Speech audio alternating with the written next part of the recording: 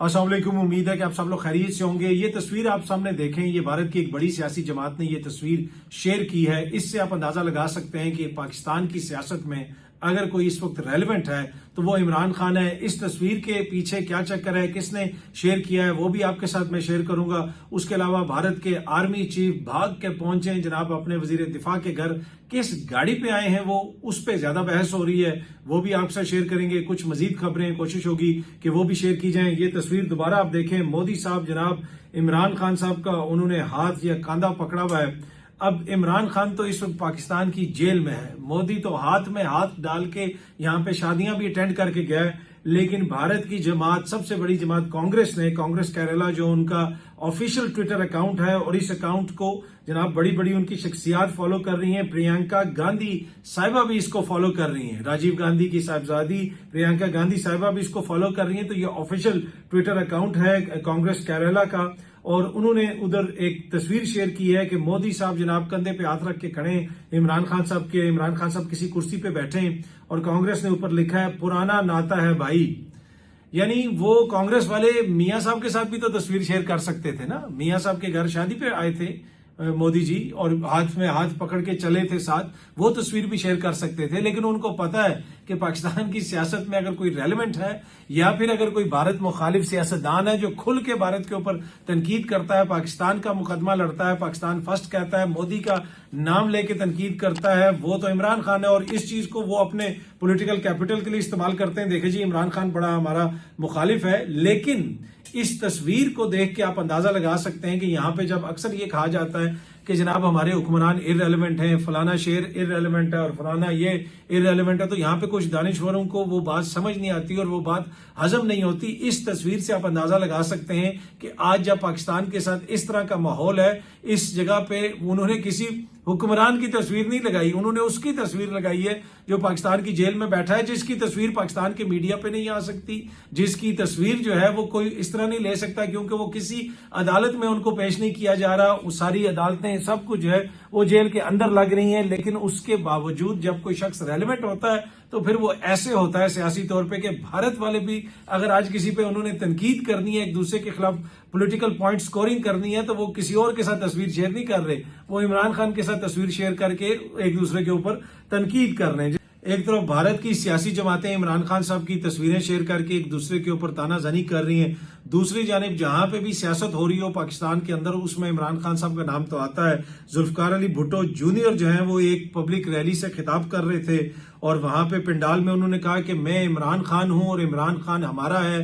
Zulfikar Ali Bhutto junior के इमरान खान का नाम लेने पर पिंडाल तालियों और नारों से गूंज उठा। जी हाँ जी, जुल्फकार जूनियर ने जब इमरान खान साहब का नाम लिया तो जनाब वहां पे जो मौजूद सिंधी भाई थे, सारे जो उनके वोटर सपोर्टर थे, उन्होंने तालियां बजानी शुरू कर दी। जुल्फकार अली भुट्टो जूनियर ने यह भी कहा कि जी बानी पीटीआई हमारे लिए काबिल एहतराम है, हम उनका एहतराम करते हैं। दूसरी जानिब सिंध के अंदर सूरत हाल ये है कि कुछ पुलिस एक्शन वगैरह भी हुआ है, रोडें खुलवाने की कोशिश की गई है, और मैंने आपसे पहले भी शेयर किया था कि सिंध में रास्ते बंद हैं, जो चीजें पोर्ट पे जा रही हैं, कंटेनर्स फंसे हुए हैं, जो कंटेनर्स वहां से पंजाब और खैबर पख्तूनख्वा आने हैं वो भी फंसे हुए हैं, हजारों कंटेनर फंसे हुए हैं, उसको ज्यादा कोई संजीदगी से नहीं लिया गया। अब लगता है कि हुकूमत वगैरह कोई एक्शन हुकूमत ने वहां पे लिया, और सारा दिन आज वहां से इस तरह की फुटेजेस आती रही कि पुलिस वालों और मुजाहिरीन के दरमियान वहां पे सिंध में झड़पें होती रही हैं। पाकिस्तान पे हमला हुआ तो सबसे पहले शहबाज शरीफ यहां से जहाज पे चढ़ के भाग जाएगा, ये अलीमा खान साहबा ने कहा है। हमारे बच्चे यहीं लड़ेंगे, अडयाला के दरवाजे खोले जाएं और इमरान खान को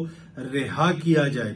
अच्छा, ये एक तो तनकीद हो रही है, हुकूमत के ऊपर तनकीद की जा रही है कि जनाब इस मौके के ऊपर एक नेशनल कंसेंसस बिल्ड करने की जरूरत है और तमाम सियासी जमातों को ऑन बोर्ड लेने की जरूरत है। दूसरी जानिब से भारत जिस किस्म की हरकतें कर रहा है, वहां से जिस किस्म के बयानात आ रहे हैं, पाकिस्तान के सफारत खाने के ऊपर हमला भी हुआ है लंदन में मुबैना तौर पे, और वहां पे कोई गिरफ्तारी वगैरह भी हुई है। अता तारड़ साहब ने भी इस हवाले से कहा है कि भारत इसमें मुलविस है, भारत के लोगों ने पाकिस्तान के सफारत खाने के ऊपर हमला किया और कोई रंग वगैरह वहां पे फेंका गया और कोई गिरफ्तारी वगैरह भी हुई है। और उन्होंने कहा कि ये जो सारी हरकतें हो रही हैं जिसकी वजह से कशीदगी मजीद बढ़ रही है, जहां पे एक तरफ कशीदगी बढ़ रही है वहां पे मुख्तलिफ मिनिस्टर्स के बयान भी आ रहे हैं। ख्वाजा साद रफीक साहब ने कहा है कि भारत से पानी के साथ ट्राउट मछली भी छोड़ने का उन्होंने मुतालबा किया है। बुनियादी तौर पे उन्होंने ट्वीट किया है कि जेहलम के सैलाबी पानी के साथ अगर ताज़ा ट्राउट मछली इसी तरह इतनी मिकदार में पाकिस्तान आती रही तो हमें एतराज़ नहीं। आप हमें तंग करने के लिए इसी तरह असली ते नस्ली मछली समेत पानी छोड़ते रहें,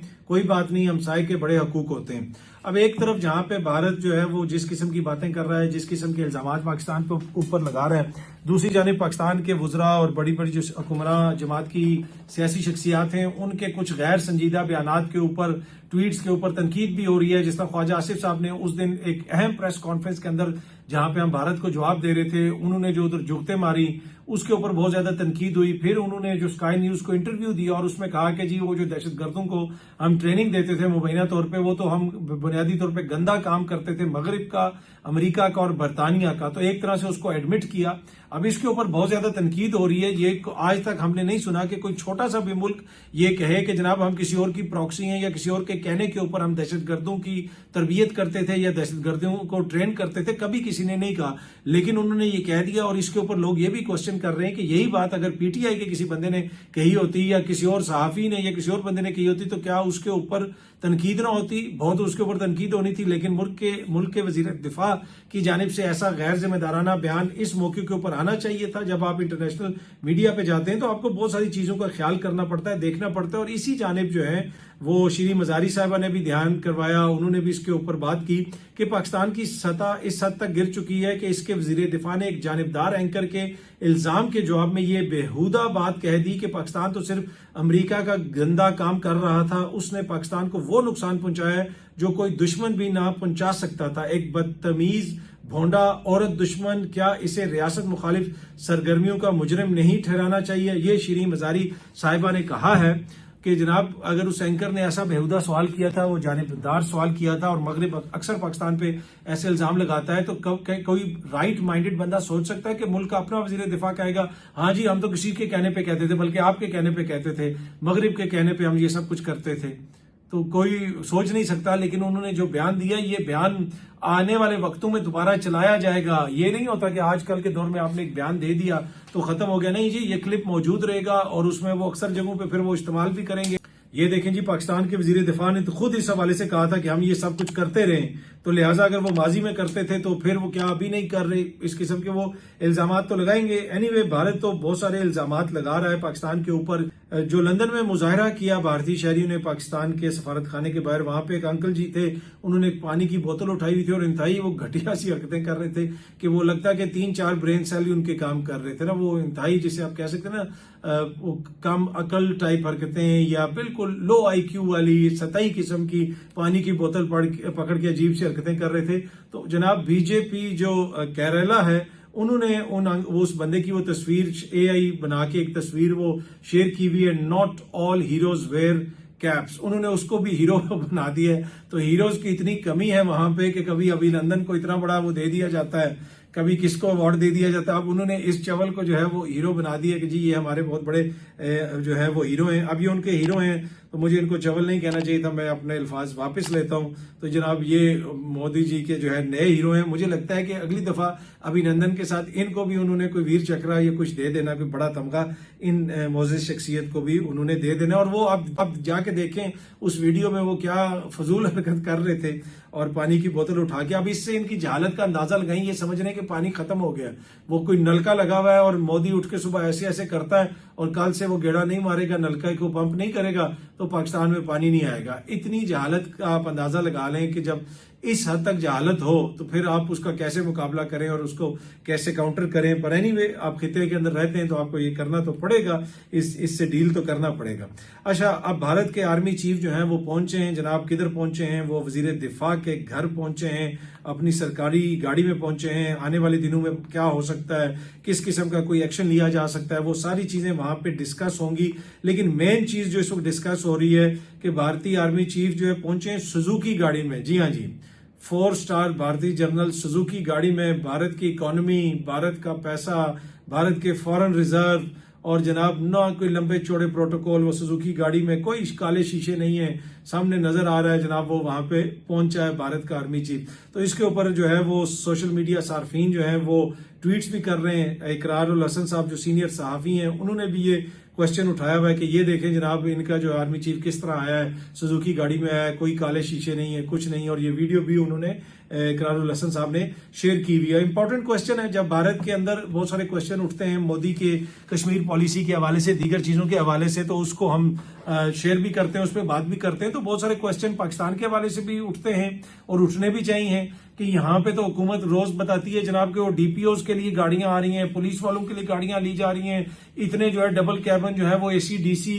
जो हजरात है उनके लिए ली जा रही हैं, 2 अरब की गाड़ियां आ रही हैं। कभी कहा जाता है कोई महकमा जो है वो 1000 गाड़ियां खरीद रहा है। अब अजीब अजीब जो है यहाँ पे इस तरह की रोज खबरें आती हैं। क्या हमारी इतनी औकात है कि हम इस तरह की गाड़ियां खरीदें कि जनाब 1000 अफसर के लिए होंडा गाड़ियां आ जाएं, काबीना के लिए होंडा गाड़ियां आ जाएं, अफसरान के लिए जनाब डबल कैबिन गाड़ियां आ जाएं, सारे एसी डीसी जितने भी जो है ब्यूरोक्रेसी उनके लिए गाड़ियां आ जाएं। कि हमारे पास इतना पैसा है, हमारी औकात देखें आप, हमारा बैंक बैलेंस देखें आप, इस वक्त हम जिन हालात से गुजर रहे हैं उनको देखें, और इधर हमारी अयाशियां देखें, और उधर आप देखें कि जो दुनिया की one of the biggest economies आप उसको कह सकते हैं, G20 में वो हैं, और उनके पास कोई पैसे की कमी तो नहीं है।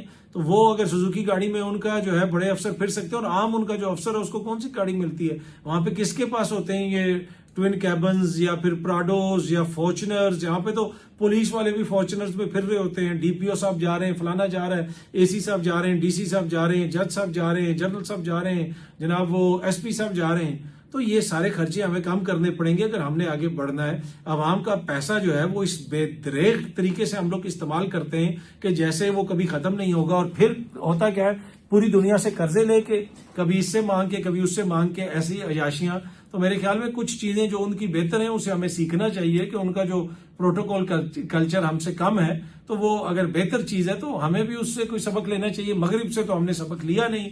यहाँ पे हम कहते रहे कि जनाब हम मगरिब वाली रिवायात डालेंगे और साइकिल पे जनाब वहां पे वजीर आजम जाता है, लेकिन यहाँ पे अनफॉर्चुनेटली साइकिल तो क्या, यहाँ पे बड़े बड़े कॉन्वाई चलते हैं और हर किसी का जो प्रोटोकॉल है वो देखने वाला होता है। बड़ा क्वेश्चन ये है कि कब तक ये सारी चीजें जो है हम बर्दाश्त कर सकते हैं, कब तक हमारा, जिसे आप कह सकते हैं एक्सचेकर या कौमी खजाना, इन चीजों को बर्दाश्त कर सकता है।